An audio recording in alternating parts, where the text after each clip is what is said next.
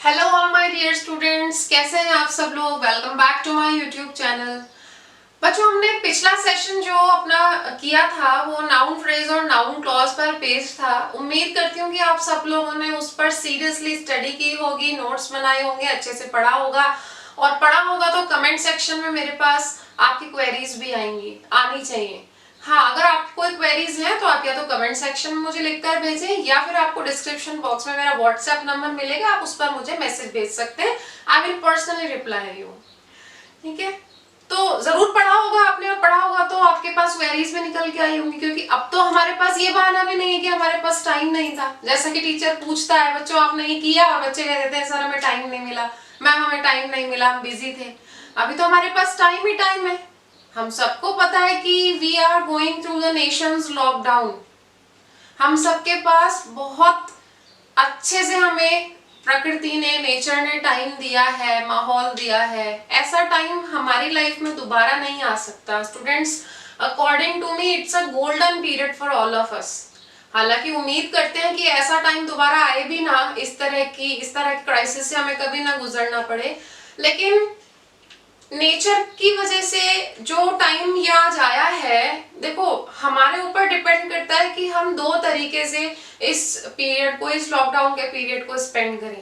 या तो आप इसको फ्री टाइम मानकर आराम करें, खाए पिए और सो जाएं, ऐसे स्पेंड करें। और या फिर इसको आप यूटिलाइज करें अपनी पर्सनैलिटी को निखारने में। या फिर आप ऐसे वो काम जो काफी टाइम से करना चाह रहे थे, समय की कमी होने के कारण नहीं कर पा रहे थे, आप उस पर काम करें, है ना। अपनी क्रिएटिविटी को निखारें, अच्छी अच्छी बुक्स पढ़ें, ऐसी बुक्स पढ़ें जिनसे आपकी लाइफ में एक टर्निंग पॉइंट आ सके। तो व्हाट आई वांट टू से बच्चों, जब ये लॉकडाउन खत्म होगा तो उस वक्त अगर आप अपने आप से ये सवाल पूछेंगे कि मैंने इस एक महीने में, इस एक डेढ़ महीने में क्या ऐसा पॉजिटिव किया जिसका बेनिफिट मुझे फ्यूचर में मिल सकता है, तो आप लोगों के पास एक बहुत ही अच्छा जवाब आपके अंदर से निकल कर आना चाहिए।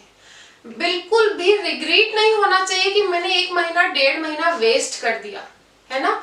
वो कुछ भी हो सकता है, वो कोई भी ऐसा काम, कोई भी ऐसी क्वालिटी जिसको आप निखारना चाहते हो उस पर काम करें, अपने आप से बात करें।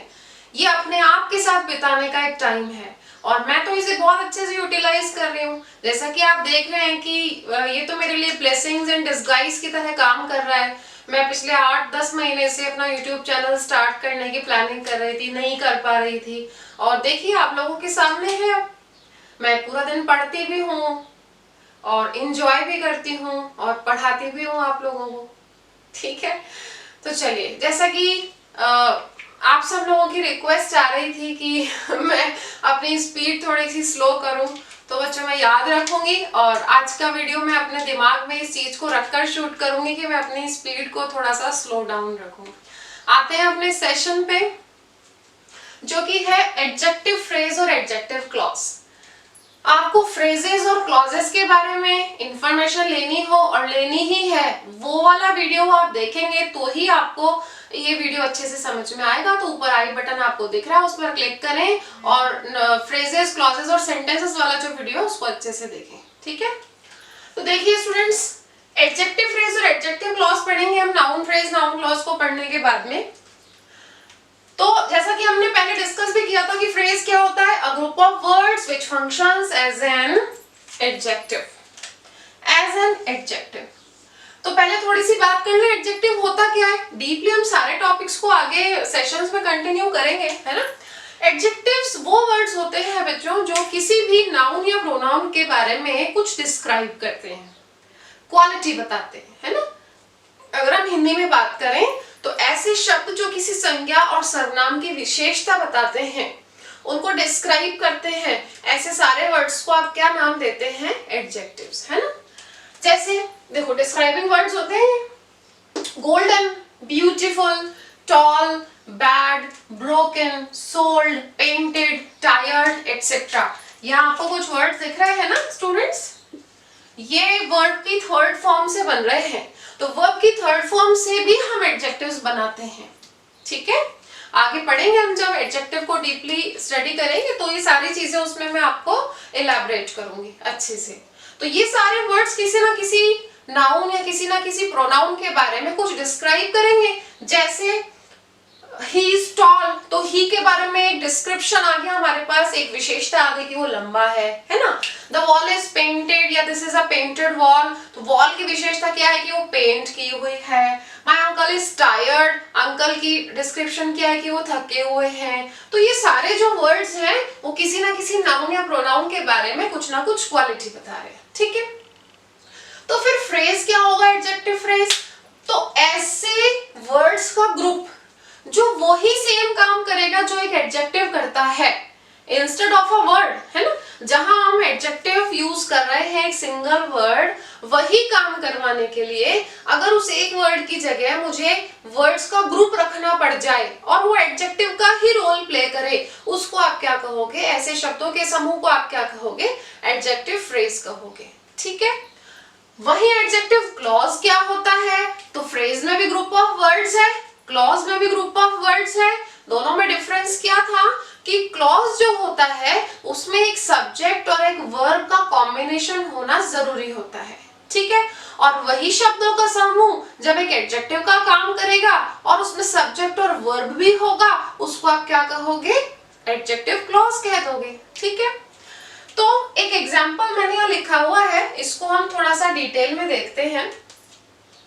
The king was wearing a golden crown। यहाँ पे नाउन कौन सी है स्टूडेंट्स, द किंग, ठीक है, ये एक नाउन है। The king was wearing a golden crown। अब यहाँ पर एक और नाउन है हमारे पास, क्राउन, ये लिखा हुआ है, ठीक है। तो जो राजा ने जो क्राउन पहना हुआ था, जो ताज पहना हुआ था, जो मुकुट पहना हुआ था, उसके बारे में कोई ऐसा वर्ड दे रखा है यहाँ पे जो क्राउन को डिस्क्राइब कर रहा हो, जो उसकी विशेषता बता रहा हो, तो बिल्कुल दे रखा है। क्राउन की एक विशेषता बता रहा है एक वर्ड कि वो कैसा था, गोल्डन था, सोने का था, ठीक है। अब इसी सेम चीज को अगर हम लिख दें, the king was wearing a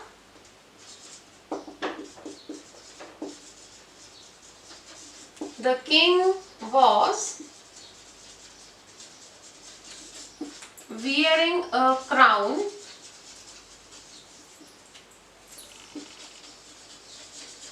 made of gold। मैंने ऊपर वाले सेंटेंस को एक दूसरा तरीके से लिखा है कि the king was wearing a crown made of gold। अभी भी यहाँ हमारे पास क्राउन नाउन है। अब यहाँ देखो क्राउन की विशेषता, कोई ऐसा ग्रुप ऑफ वर्ड्स है जो इस क्राउन को डिस्क्राइब कर रहा हो एक दूसरे तरीके से। जैसे यहाँ तो गोल्डन ने डिस्क्राइब कर दिया था क्राउन को, लेकिन यहाँ आप ध्यान से देखो स्टूडेंट्स, ये जो मेड ऑफ गोल्ड है ना, ये शब्दों का एक समूह है, लेकिन काम तो वही कर रहा है ना, इस क्राउन के बारे में कुछ ना कुछ क्वालिटी तो इसकी बता ही रहा है ना। लेकिन क्योंकि ये ग्रुप ऑफ वर्ड्स है instead of a single word, इसलिए इसको क्या कह देंगे आप, एडजेक्टिव फ्रेज, क्योंकि ये शब्दों का समूह है और इसमें कोई सब्जेक्ट वर्ब कॉम्बिनेशन नहीं है, लेकिन काम वही कर रहा है जो एक एडजेक्टिव करता है। क्राउन की अभी भी वो विशेषता ही बता रहा है, ठीक है। अब अगर इसी चीज को हम लिख दें ऐसे, the king was wearing a crown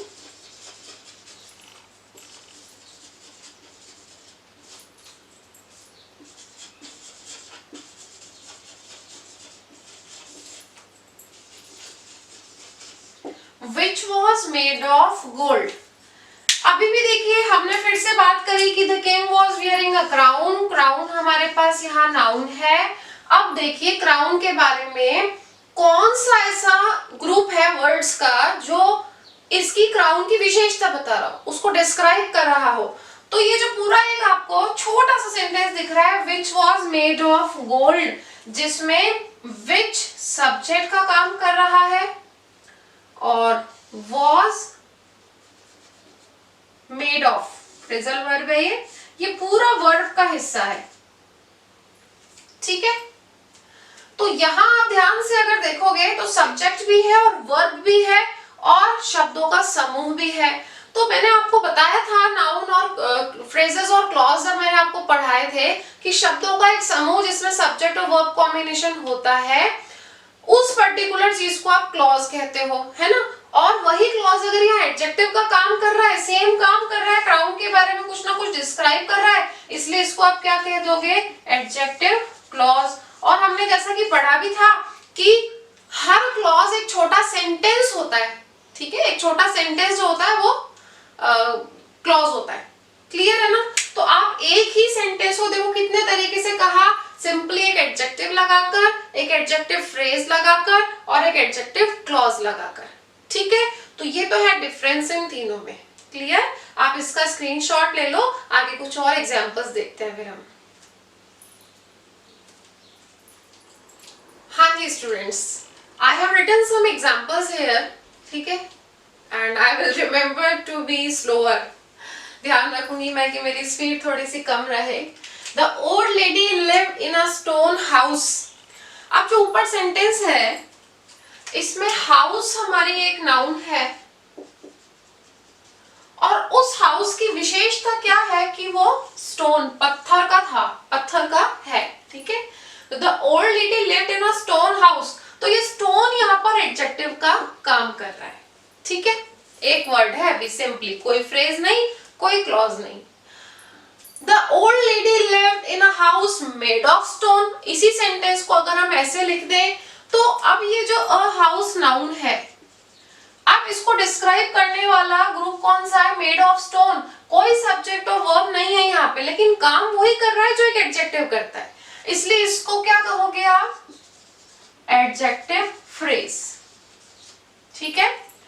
इसी चीज को अगर हमने कह दिया the old lady lived in a house which was made of stone, अलग तरीके से लिख दिया, तो which was made of stone, ये जो पूरा कॉम्बिनेशन है इसमें सब्जेक्ट और वर्ब दोनों है और एडजेक्टिव का काम कर रहा है, इसलिए इसको क्या कहोगे आप, एडजेक्टिव क्लॉज कहोगे। Grammatically 3 of the sentences are correct, ठीक है। नेक्स्ट सेंटेंस देखते हैं, the shopkeeper was a wealthy man. Man noun जो है इसकी विशेषता क्या है कि वो वेल्दी था, ये एडजेक्टिव है, अमीर था, ठीक है। सिंपली एक वर्ड आ रहा है जिसको आपने एडजेक्टिव कह दिया।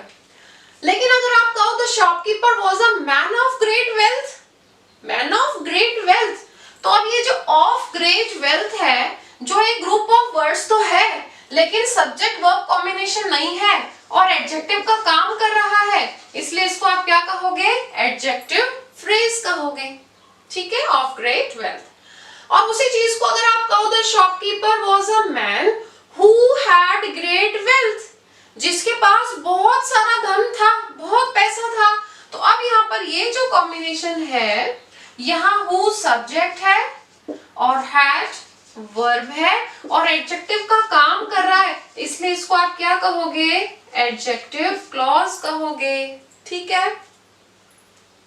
Yesterday I met a blue-eyed boy। मैं किससे मिला कल, एक लड़के से, ये हमारी नाउन है और उस बॉय के बारे में मेरे सेंटेंस में एक डिस्क्रिप्शन क्या है, एक विशेषता क्या है कि वो ब्लू आइड था। जैसे रेड हेयर्ड लेडी कह सकते हो आप, ऐसे ब्लू आइड बॉय जिसकी आंखें नीली थी, तो ब्लू आइड यहाँ पर एक एडजेक्टिव है, ठीक है। आप इसी चीज को बोल सकते हो, yesterday I met a boy with blue eyes, तो ये जो with blue eyes है इसको आप एडजेक्टिव फ्रेज कहोगे क्योंकि ये केवल ग्रुप ऑफ वर्ड्स है जो एडजेक्टिव का काम कर रहा है, इसमें सब्जेक्ट वर्ब कॉम्बिनेशन नहीं है, ठीक है। I met a boy who had blue eyes, आप ऐसा भी तो कह सकते हो ना, जिसकी आंखें नीली थी, तो अब यहाँ पर who had blue eyes में who सब्जेक्ट है और had वर्ब है, और क्योंकि सब्जेक्ट वर्ब कॉम्बिनेशन है इसलिए इसको आप क्या कहोगे बच्चों, एडजेक्टिव क्लॉज, ठीक है। आप इसी चीज को ऐसा भी तो कह सकते हो, yesterday I met a boy whose eyes were blue, जिसकी आंखें नीली थी, या आपने वी फॉर्म लगा दिया या आपने पोजेशन शो कर दिया हैड लगाकर, है ना, इनको भी पढ़ेंगे हम आगे। तो whose eyes were blue, eyes यहाँ पर है आपका सब्जेक्ट जिसकी आंखें और वर है यहाँ पर वर्ब, तो अगेन यहाँ सब्जेक्ट वर्ब कॉम्बिनेशन आ गया है, एडजेक्टिव का काम कर रहा है, इसलिए इसको क्या कहोगे आप? एडजेक्टिव क्लॉज कहोगे। आई होप आपको इन सारे एग्जाम्पल से एडजेक्टिव जब एक सिंगल वर्ड होता है, एडजेक्टिव फ्रेज जब वो एक शब्दों का समूह होता है, और एडजेक्टिव क्लॉज जब उसमें सब्जेक्ट और वर्ब भी होता है उस कॉम्बिनेशन में, इनमें डिफरेंस समझ में आया होगा। आप इससे रिलेटेड जो भी क्वेरीज हैं मुझे कमेंट बॉक्स में लिखकर भेज सकते हैं, या फिर डिस्क्रिप्शन बॉक्स में से मेरा नंबर लेके मुझे व्हाट्सएप भी कर सकते हैं, मैं पर्सनली उसका रिप्लाई आपको करूंगी। इसका स्क्रीनशॉट ले लें आप। चलिए आ जाइए और कुछ एग्जांपल्स हम जरा डीपली डिस्कस कर लें ताकि बिल्कुल क्लियर हो जाएगा हमारे सामने एडजेक्टिव फ्रेज और adjective clause. The dog with a broken leg was crossing the road. अब देखो स्टूडेंट्स, अभी तक तो मैंने आपको बताया था कि how to identify adjective phrase and adjective clause in a sentence, है ना। आप एक काम कर सकते हो कि अगर एक एडजेक्टिव का काम किसी नाउन प्रोनाउन की विशेषता बताना ही है तो फिर आप सिंपली एक क्वेश्चन पूछ सकते हो, विच, कौन सा, ठीक है। जैसे आप विच पूछते हो एक डिस्क्रिप्शन निकल के हमारे सामने आता है उस नाउन और प्रोनाउन का जिसके बारे में आप बात कर रहे हो। जैसे अगर मैं पूछूं which dog was crossing the road, कौन सा डॉग रोड क्रॉस कर रहा था, तो मेरे पास जवाब आएगा वो डॉग जिसका पैर टूटा हुआ था, ऐसा आएगा। तो यहाँ विच का जवाब मुझे कौन दे रहा है? With a broken leg. Clear है ना। तो विद अ ब्रोकन लेग तो यहाँ पर क्या हो गया? Adjective phrase. और हम इसको और कैसे लिख सकते हैं? The dog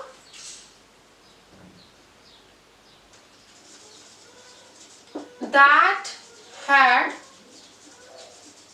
broken it's leg was crossing the road। अभी भी आप देखो विच का जवाब कौन दे रहा है आपको? कौन सा डॉग जिसने अपना लेग जो है वो तुड़वा लिया था, ठीक है, जिसका पैर टूटा हुआ था। तो अब क्योंकि यहाँ पर सब्जेक्ट और हैड ब्रोकन वर्ब भी हमारे पास है, इसलिए इसको आप क्या कहोगे स्टूडेंट्स? एडजेक्टिव क्लॉज कहोगे। और ये दोनों किसकी क्वालिटी बता रहे हैं? डॉग की बता रहे हैं, है ना। आगे देखो, we passed through a deserted village. तो अगेन क्वेश्चन पूछो, which village you pass through, कौन से गांव से होकर निकले थे आप? तो आपका जवाब आएगा अ डेजर्टेड विलेज। मतलब हमारे पास डेजर्टेड जो है वो क्या है? एडजेक्टिव है, अभी केवल एक वर्ड है, ठीक है। आप और कैसे कह सकते हो इस चीज को? We passed through a village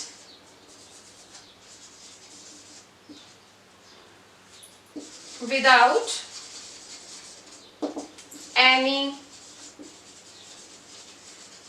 inhabitants, ठीक है। I passed through a village without any inhabitants। तो inhabitants, देखो inhabitant का मतलब क्या होता है? ये inhabit से बना है और inhabit एक verb है जिसका मतलब होता है to live in a place, एक स्थान पर रहना।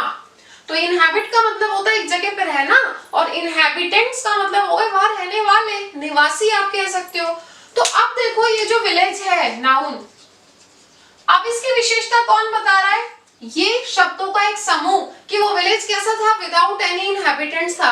लेकिन ध्यान से देखोगे तो यहाँ पे सब्जेक्ट और वर्ब का कॉम्बिनेशन नहीं है, लेकिन काम वही कर रहा है इस नाउन की विशेषता बताने का। इसलिए इस पूरे को आप क्या कहोगे बच्चों?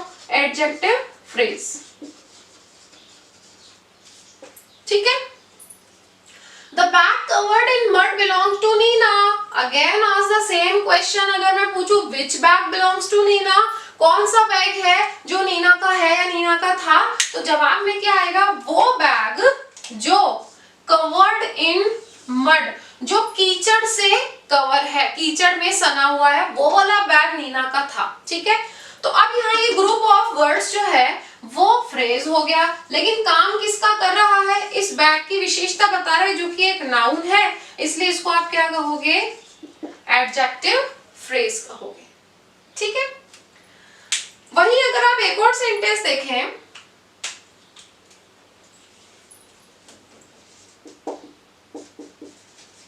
This is the lane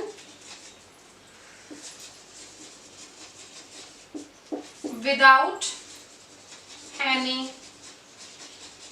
turning. ठीक है,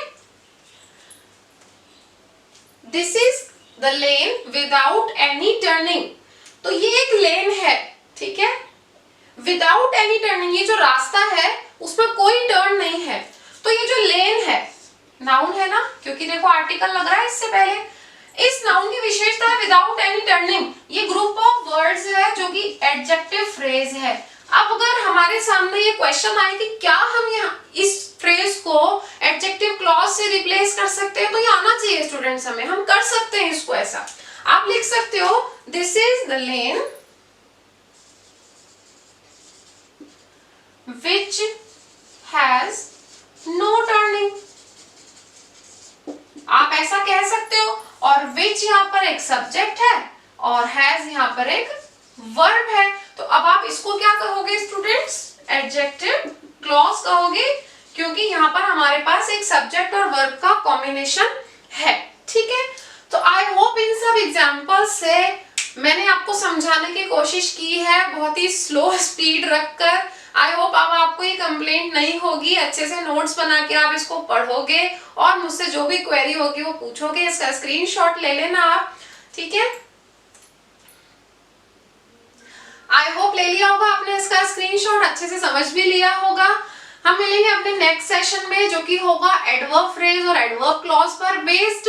और तब तक के लिए अच्छे से खूब पढ़ाई करो, क्वेरी तैयार रखो ताकि मुझे व्हाट्सएप पे आप मैसेज कर सको. और लॉकडाउन को एंजॉय करने के साथ साथ इसको यूटिलाइज भी करो, कुछ नया करो, कुछ क्रिएटिव करो और पढ़ाई करते रहो. Thank you so much.